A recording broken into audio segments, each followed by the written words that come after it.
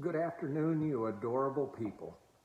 I want to follow up on a previous blog or video post that I did in this series. I was telling you about near-death experiences, and at the end I was talking about one that was not so much near death, but rather one of the stupidest things I've ever done in my entire life. I want to follow up on that and finish that story. The year is 1967. I believe it's May of 1967, and it's graduation night from my high school, Raytown High School, Raytown, Missouri. The situation in Kansas City and the greater Kansas City area was that it was a badge of honor and a show of school support if you put your high school's initials and the year of your graduation and painted it, yeah, I know, it's graffiti, on a bridge or some other kind of stationary object, typically a bridge, and that was going to be the goal. When you looked around at that time, the greater Raytown and greater Kansas City area, there were no RHS signs that I can remember, and so the goal for the evening was for us to remedy that situation. We were going to put RHS 67 on something. At least my friend Don Popplewell and I were going to do that. Let me tell you about Don Popplewell. He's a character. Don Popplewell in high school was probably 6'2", 230 pounds. He was a linebacker on defense and played tight end on offense. Played both ways back then. He went on, he was also an all-state wrestler. And so he was chiseled, he was muscular, he was strong as an ox, and he was just all-American boy. All-state in football, all-state in wrestling.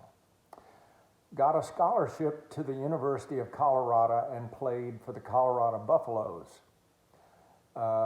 While in college, he was a center. He was All-American from Colorado, and he was drafted by the Los Angeles Rams. I don't know that he actually got to play much, if any, because he was injured, I think, the summer before he was to have played his first rookie year, injured while in spring or training camp is what I should say. At any rate, he played for the Colorado Buffaloes, as I said, and they defeated Alabama his senior year in the Liberty Bowl. So Don was really, really good. And he was really good in high school too. And as I said, strong as an ox.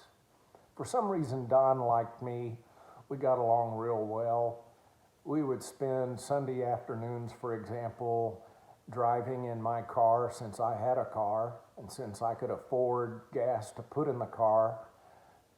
He would ride around and we would listen to music and we would talk about girls and we'd talk about anything and everything under the sun.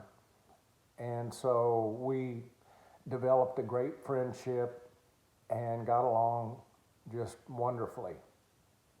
Okay, so we had the bright idea that we were going to pick a bridge, some bridge, and we were going to paint RHS apostrophe 67 on the bridge.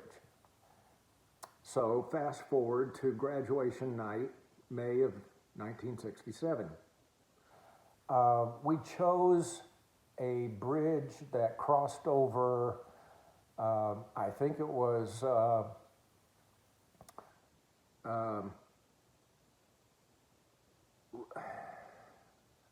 I don't remember the name of the highway, but it was a highway, and the bridge was where trains would go over the highway. And so there were railroad tracks on top of the highway running across the bridge. Now the idea was for Don to hold me by my ankles while I wrote RHS apostrophe 67. I guess between the two of us, and maybe one of the very few in school, I was the one who could write upside down and backwards. That was no issue for me. We were going to do it in royal blue and white paint. And so after graduation and along about midnight or 1 o'clock in the morning, sure enough, Don made sure no trains were coming, but then we got our equipment on top of the railroad tracks, and then he, sure enough, held me by my ankles, and I painted RHS 67 on that bridge. Now, since that time, I've gone back, and I've looked for the bridge. I don't think there's a bridge anymore. I don't even know if that highway has been rerouted or something. Maybe we did something so badly to the overpass that they destroyed it. But at any rate, I couldn't find it, and I've never seen it to this day. So some things perish and never have a lasting life. That must be one of them in our nation's history.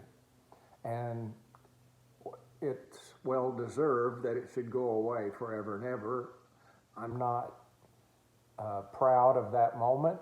I think it's one of the stupidest things I've ever done. But at that time in your life, you think you're bulletproof, you think nothing's gonna happen. Well, no trains happened across the tracks at that point in time. No cars were coming. Don didn't stumble, trip, fall. His hands weren't sweaty and he didn't let go. But it shows you how muscular and strong he was if he could hold me up for as long as it took for me to paint RHS 67 on a bridge. So I survived, but don't replicate what I did, and please don't do the stupid things like I've been talking about. I love you. Bye now.